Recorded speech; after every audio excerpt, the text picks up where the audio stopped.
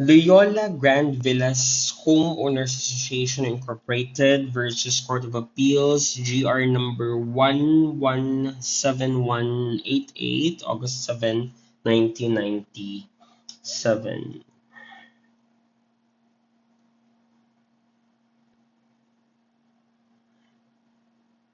May the failure of a corporation to file its bylaws within 1 month from the date of its incorporation, as mandated by Section 46 of the Corporation Code, result in its automatic dissolution.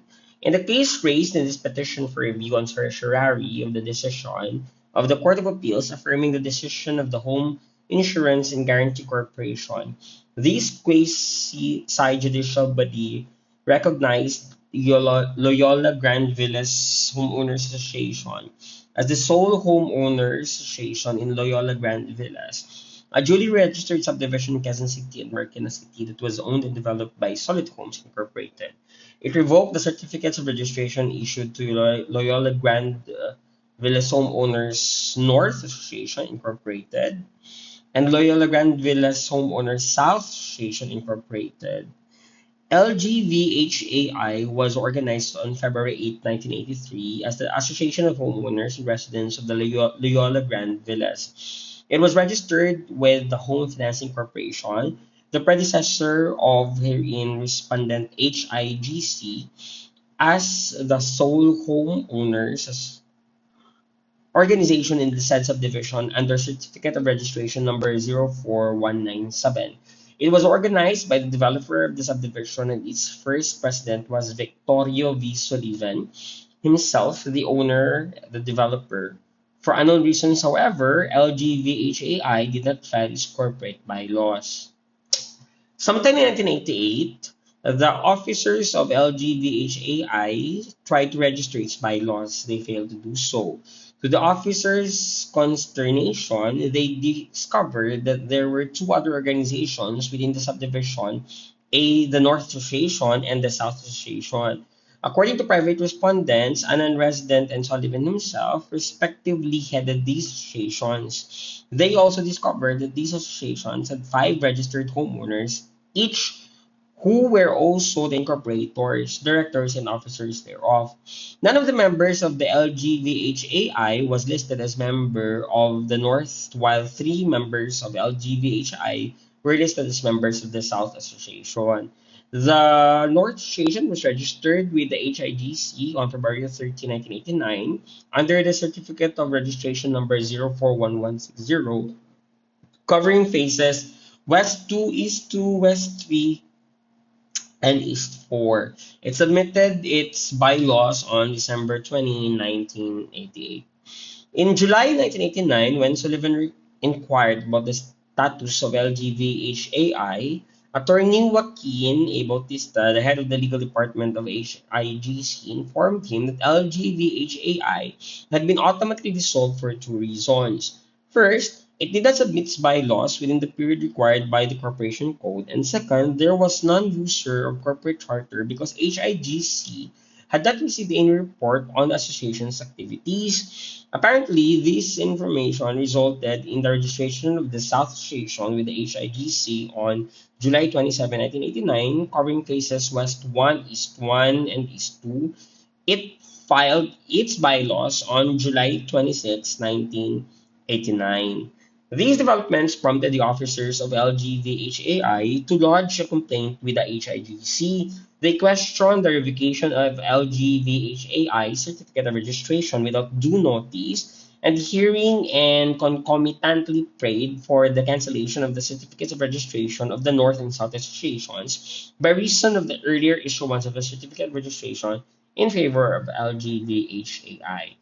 On January 26, 1993, after due notice and hearing, private respondents obtained a favorable ruling from HIGC. Hearing officer Danilo C. Javier, who disposed HIGC case number RRM 589 as follows. Wherefore, judgment is hereby rendered recognizing the Loyola Grand Villas Homeowners Association Incorporated under Certificate of Registration number 04197 as the duly registered and existing homeowners association for Loyola Grand Villas homeowners and declaring the certificates of registration of Loyola Grand Villas Homeowners North Association, Incorporated and Loyola Grand Villas Homeowners South Association Incorporated as hereby revoked or cancelled. That the receivership be terminated and the receiver is hereby ordered to render an accounting and turn over to Loyola Grand Villas Homeowners Association Incorporated all assets and records of the association now under his custody and possession. The South Association appealed to the Appeals Board of the HIGC in its resolution of September 8, 1993. The board dismissed the appeal for lack of merit. Rebuffed, the South Association in turn appealed to the Court of Appeals, raising two issues. First, whether or not LGVHAI's failure to file its bylaws within the period prescribed by Section 46 of the Corporation Code resulted in the automatic dissolution of LGVHAI. Second, whether or not two homeowner associations may be authorized by the HIGC in one as polling subdivision. However, in the decision of August 23, 1994, being assailed here, the Court of Appeals affirmed the resolution of HIGC Appeals Board. In resolving the first issue, the Court of Appeals held that under the Corporation Code, a private corporation commences to have corporate existence and juridical personality from the date the Securities and Exchange Commission issues certificate of incorporation under its official seal. The requirement for the filing of bylaws under Section 46 of the Corporation Code within 1 month from official notice of the issuance of the certificate of incorporation presupposes that it is already incorporated, although it may file its bylaws with its articles of incorporation. Elucidating on the effect of a delayed filing of the bylaws, the Court of Appeals said, we also find nothing in the provisions cited by the petitioner, sections 46 and 22 Corporation Code, or in any other provision of the code and other laws which provide or at least imply that failure to file the bylaws results in an automatic dissolution of the corporation. While Section 46 in prescribing that bylaws must be adopted within the period prescribed herein, may be interpreted as a mandatory provision, particularly because the use of the words must, its meaning cannot be stretched to support the argument that automatic dissolution results from non-compliance. We realize that Section 46 of the provisions of the Corporation Code are silent on the result of the failure to adopt and file the bylaws within the required period. The Section 46 and other related provisions of the Corporation Code are to be construed with Section 6 of PD 902A. This section empowers the SEC to suspend or revoke certificates of registration on the grounds listed herein. Among the grounds stated is the failure to file bylaws. Such suspension or revocation, the same section provides, should be made upon proper notice and hearing. Although PD 902A refers to SEC, the same principles and procedures apply to the public respondent HIGC as it exercises its power to revoke or suspend the certificates of registration or homeowners associations. We also do not agree with the petitioner's interpretation that Section 46 Corporation Code prevails over Section 6 PD 902A and that the latter is invalid because it contravenes the former. There is no basis for such interpretation considering that these two provisions are not inconsistent with each other. They're in fact complementary with each other to each other, so that one cannot be considered as invalidating the other. The Court of Appeals added that there was no showing that the registration of LGVHAI had been validly revoked. It continued to be duly registered homeowners association in the Loyola Grand Villas. More importantly, the South Association did not dispute the fact that LGBHAI had been organized and that thereafter it transacted business within the period prescribed by the law. On the second issue, the Court of Appeals reiterated its previous ruling that the HIGC has the authority to order the holding of a referendum to determine which of the two contending associations should represent the entire community, village, or subdivision. Undaunted, the South Association filed the instant petition for review on certiorari. It elevates the sole issue for solution, the first issue it had raised before the Court of Appeals, whether or not the LGVHAI's failure to file its bylaws within the period prescribed by Section 46 of the Corporation Code had the effect of automatically dissolving the said corporation. Petitioner contends that since Section 46 uses the word must with respect to the filing of bylaws, non-compliance therewith would result in self-extinction, either due to non-concurrence of a suspensive condition or the occurrence of a resolutory condition, under the hypothesis that the issuance of the certificate of registration alone, the corporate personality is deemed already formed. It asserts that the corporation code provides for aggregation violations of requirements. Hence, Section 22 mandates that the corporation must be formally organized and should commence transactions within 2 years from the date of incorporation. Otherwise, the corporation will be deemed dissolved. On the other hand, if the corporation commences operations but becomes continuously inoperative for 5 years, then it may be suspended or its corporate franchise revoked.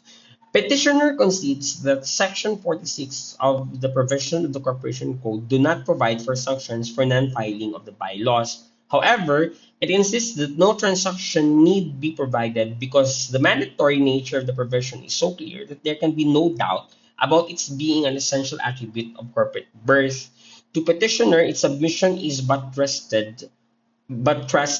by the facts that the period for compliance is as spelled out distinctly, that the certification of the SEC HIGC must show that the bylaws are not inconsistent with the code and that a copy of the bylaws has to be attached to the articles of incorporation. Moreover, no sanction is provided for because in the first place, no corporate entity has been completed. Petitioner asserts that non-provision for remedy or sanction is itself the tacit proclamation that non-compliance is fatal and no corporate existence had yet evolved, and therefore there was no need to proclaim its demise. In a bid to convince the court of its arguments, petitioner stresses that the must, the word must is used in Section 46 in its universal literal meaning and corollary human implication. As its compulsion is integrated in its very essence, a must is always enforceable by the inevitable consequence that is or else. The use of the word must in Section 46 is no exception, as it means file the bylaws within 1 month after notice of issuance of the certificates of registration, or else. The or else, though not specified, is inextricably a part of must. Do this, or if you do not, you are a kaputa. Huh? The importance of the bylaws to corporate existence compels such meaning for as decreed the bylaws in the government of the corporation. Indeed, how can the corporation do any lawful act as such without bylaws? Surely, no law is intended to create chaos. Petitioner asserts that PD number 902 cannot exceed the scope and power of the Corporation Code, which itself does not provide sanctions for non-filing of bylaws. For the petitioner, it is not proper to assess the true meaning of Section 46 on an unauthorized provision on such matter contained in the said decree. In their comment on the petition, private respondents counter that the requirement of adoption of bylaws is not mandatory. They point to PD 902A as having resolved the issue of whether said requirement is mandatory or merely directory, citing Chung Caballo versus Intermediate Appellate Court. Private respondents contend that Section 6 of the decree provides that non-filing of bylaws is only a ground for suspension or revocation of the corporation. Moreover, the adoption and filing of bylaws is a condition subsequent which does not affect the corporate personality of a corporation like the LGVHAI. This is so because Section 9 of the Corporation Code provides that the corporate existence and juridical personality of a corporation begins from the date the SEC issues a certificate of incorporation under its official seal. Consequently, even if the bylaws have not yet been filed, a corporation may be considered a de facto corporation. To emphasize the fact that LGVHAI was registered as the sole homeowner association of the Loyola Grandiles, private respondents point out that membership in the LGBTI was an unconditional restriction in the deeds of sale signed by lot buyers. In its reply to private respondents' comment on the petition, petitioner reiterates its argument that the word "a must" in section 46 of the Corporation Code is mandatory. It adds that before the ruling in Chung Caballo versus Intermediate Appellate Court could be applied to this case, this court must first resolve the issue of whether or not the provisions of PD 902A prescribing the rules and regulations to implement the Corporation Code can arise above the change the substantive provisions of the code. The pertinent provision of the Corporation Code that is the focal point of controversy in this case states, Section 46, adoption of bylaws. Every corporation formed under this code must, within 1 month after receipt of official notice of the issuance of a certificate of incorporation by the Securities and Exchange Commission, adopt a code of bylaws for its government not inconsistent with this code. For the adoption of bylaws by the corporation, the affirmative vote of the stockholders representing at least the majority of the outstanding capital stock or at least the majority of the members in the case of non-stock corporations shall be necessary. The bylaws shall be signed by the stockholders or members voting for them and shall be kept in the principal office of the corporation, subject to the stockholders or members voting for them and shall be kept in the principal office of the corporation, subject to inspection of stockholders or members during office hours, and a copy thereof shall be filed with the Securities and Exchange Commission, which shall be attached to the original articles of incorporation. Notwithstanding the provisions of the preceding paragraph, bylaws may be adopted and filed prior to the incorporation. In such case, such bylaws shall be approved and signed by all incorporators and submitted to the Securities and Exchange Commission together with the articles of incorporation. In all cases, bylaws shall be effective only upon the issuance by the Securities and Exchange Commission of a certification that the bylaws are not inconsistent with this code. The Securities and Exchange Commission shall not accept for filing the bylaws or any amendment thereto by any bank, banking institution, building and loan association, trust company, insurance company, public utility, educational institution, or other special corporations governed by special laws, unless accompanied by a certificate of the appropriate government agency to the effect that such bylaws or amendments are in accordance with the law. As correctly postulated by the petitioner, interpretation of this provision of law begins with the determination of the meaning and import of the word must in this section. Ordinarily, the word must connotes an imperative act or operates to impose a duty which may be enforced. It is synonymous with ought, which connotes compulsion or mandatoriness. However, the word must in a statute like shall is always imperative. It may be consistent with an exercise of discretion. In this jurisdiction, the tendency has been to interpret shall as the context or a reasonable construction of the statute in which it is used, demands, or requires. This is equally true as regards the word must. Thus, if the language of a statute considered as a whole, and with due regard to its nature and object, reveals that the legislature intended to use the words shall and must to be directory, they should be given that meaning. In this respect, the following portions of the deliberations of the Batas Pambansa number 68 are illuminating. Mr. Fantabella, thank you, Mr. Speaker. On page 34, referring to the adoption of bylaws, are we made to understand here, Mr. Speaker, that bylaws must be immediately be filed within 1 month after the issuance. In other words, would this be mandatory or directory in character? Mr. Mendoza, this is mandatory. It being mandatory, Mr. Speaker, what would be the effect of the failure of the corporation to file these bylaws within 1 month? There's a provision in the latter part of the code which identifies and prescribes the consequences of violations of any provisions of this code. One such consequence is the dissolution of the corporations for its inability or perhaps incurring certain penalties. But it will not automatically amount to a dissolution of the corporation by merely failing to file the bylaws within 1 month. Supposing the corporation was late, say 5 days, what would be the mandatory penalty? Mr. Mendoza answered, I do not think it will necessarily result in the automatic or ipso facto dissolution of the corporation. Perhaps, as in the case, as you suggested, in the case of El Hogar Filipino, where a co-warrant to action is brought, one takes into account the gravity of the violation committed. If the bylaws were late, the filing of the bylaws were late by perhaps a day or two, it would suppose it might be tolerated delay. But if they are delayed over a period of months, as is happening now because of the absence of clear requirement that bylaws must be completed within a specific period of time, the corporation must suffer certain consequences.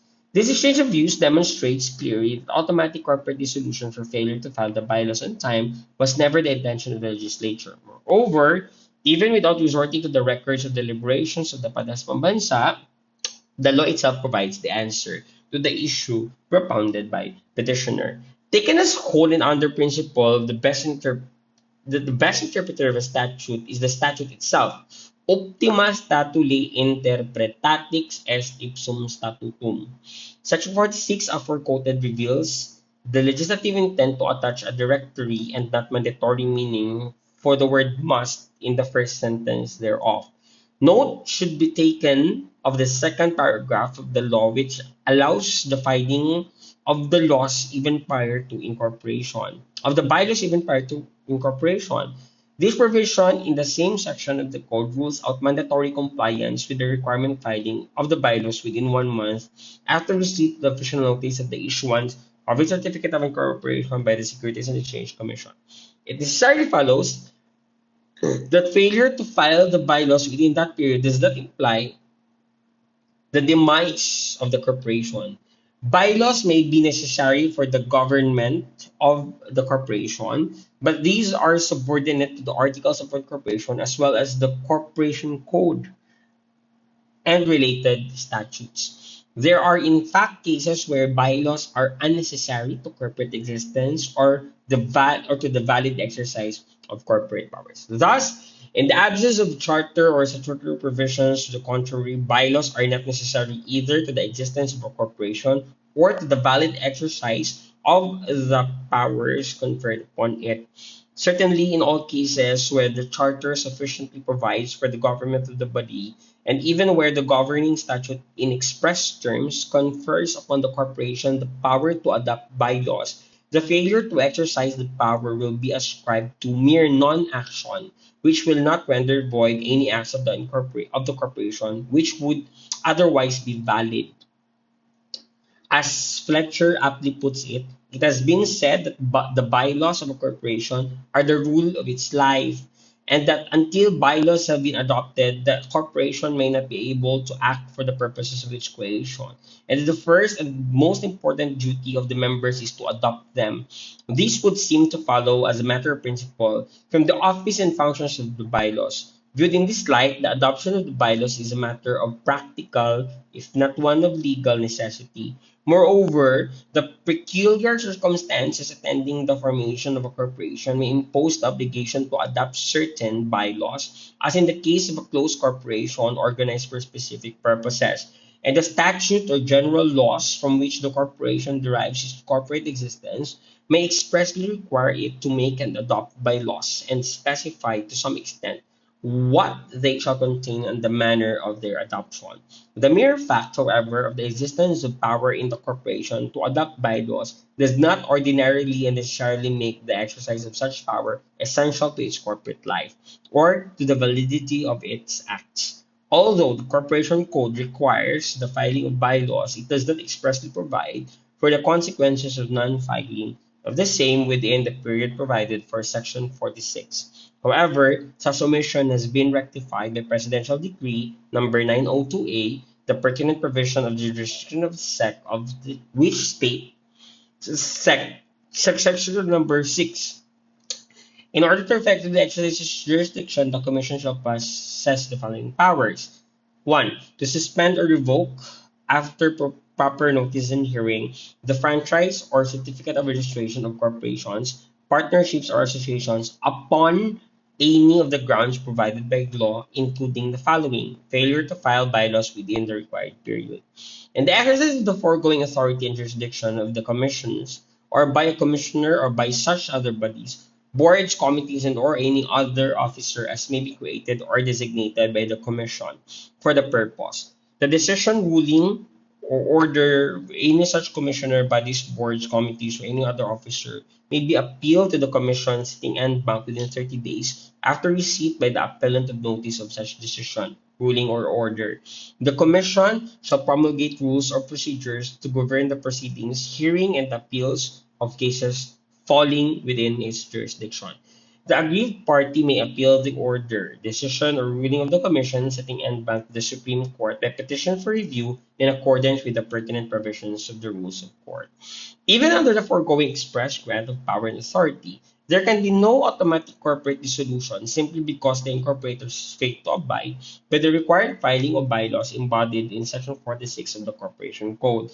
There is no outright demise of corporate existence. Proper notice and hearing are cardinal components of due process in any democratic institution, agency, or society. In other words, the incorporators must be given the chance to explain their neglect or omission and remedy the same. If the failure to file bylaws is not provided for by the Corporation Code, but in another law is of no moment, PD 902A, which took effect immediately after the promulgation on March 11, 1976, in very much opposite to the code. Accordingly, the provisions above quoted supply the law governing the situation in the case at bar. Inasmuch as the Corporation Code and PD number 902A are statutes in pari materia, interpretare et concorder legibus est optimus interpretande, every statute must be so construed and harmonized with another statute as to form a uniform system of jurisprudence. As the rules and regulations or private laws enacted by the corporation to regulate, govern, and control its own actions, affairs and concerns, and its stockholders or members, and directors and officers with relation thereto, and among themselves in their relation to it. Bylaws are indispensable to corporation in this jurisdiction.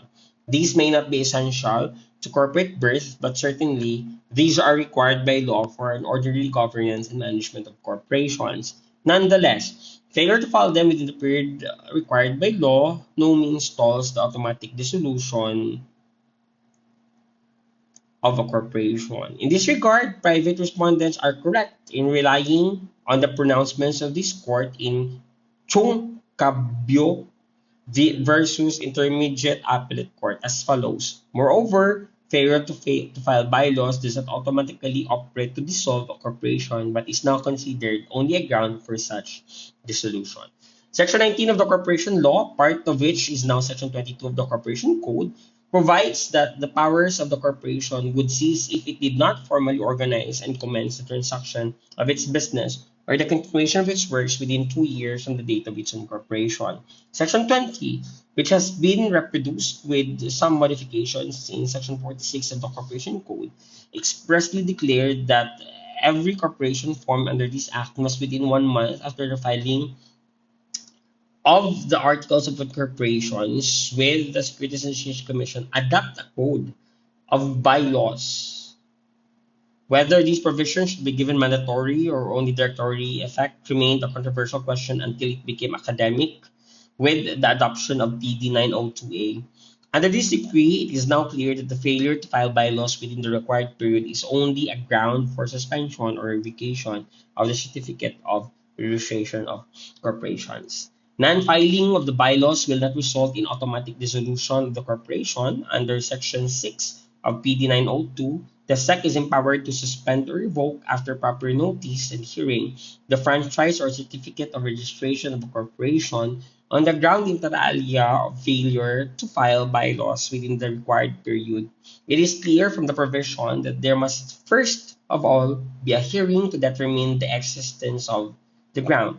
And secondly, assuming such finding, the penalty is not necessarily revocation, but maybe only suspension of the charter. In fact, under the rules and regulations of the SEC, failure to file the bylaws on time may be penalized merely with the imposition of an administrative fine without affecting the corporate existence of the erring firm. It should be stressed in this connection that substantial compliance with conditions subsequent will suffice to perfect corporate personality. Organization and commencement of transaction of corporate business are but conditions subsequent and not prerequisites for acquisition of corporate personality. The adoption and filing of bylaws is also a condition subsequent. Under Section 19 of the Corporation Code, a corporation commences its corporate existence and juridical personality, and it's deemed incorporated on the date the Securities and Exchange Commission issues certificate of incorporation under its official seal. This may be done even before the filing of the bylaws, which under Section 46 of the Corporation Code must be adopted within 1 month after receipt of the official notice of the issuance of its certificate of incorporation. That the corporation involved herein is under the supervision of HIGC does not alter the result of this case. The HIGC has taken over the specialized functions of the former Home Financing Corporation by virtue of Executive Number 90 dated December 17, 1986. With respect to Homeowners Association, HIGC shall exercise all the powers, authorities, and responsibilities that are vested in the Securities and Exchange Commission. The provision of Act 1459 as amended by PD 902A to the contrary notwithstanding. Wherefore, the instant petition for review and certiorari is hereby denied and question decision of the Court of Appeals affirmed. This decision is immediately executory, costs against petitioner so ordered. Hoy! Kataas sa case. My God, my neck is stressed, no? Summarize natin. Sobrang taas. Sige. Ano yung pinaka-issue? Does the failure of the does the failure to file corporate bylaws within the required period result in automatic dissolution of a homeowners association? So yun yung pinaka-issue, no? Ruling, the Supreme Court ruled that the failure to file corporate bylaws within the required period does not result in automatic dissolution of a homeowners association. The petition for review and certiorari was denied and the decision of the Court of Appeals was, affirmed, no? Rationale. Ratio.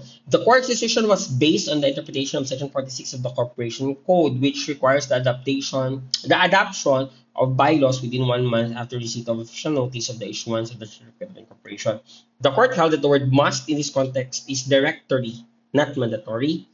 The legislative intent, as revealed by the statute and its deliberations, was not to impose automatic dissolution for non-compliance. Pwede silang sanctions, no? But it doesn't mean automatically dissolve na yung corporation. The court reference Presidential Decree number 902A, which provides failure to file bylaws is a ground. Ground lang siya for suspension or revocation of the certificate of registration, but not automatic dissolution. Proper notice and hearing, no? Ito din yung isa sa pinakapunto, are required before any such action can be taken following the due process of law, no? So, ang haba nung case, pero yun yung dalawa, no? Yun yung pinaka mga ruling, no, within that, no? So kung meron pa kayong mga other learnings doon sa topic natin, paki-comment naman down below na hindi ko na-mention, no, yung mga hindi ko na-capture na ratio, no, within the case. And if you have suggested cases, no, can you comment down below suggested cases para magawan din natin ng readings, no? So thank you so much and see you on our next video.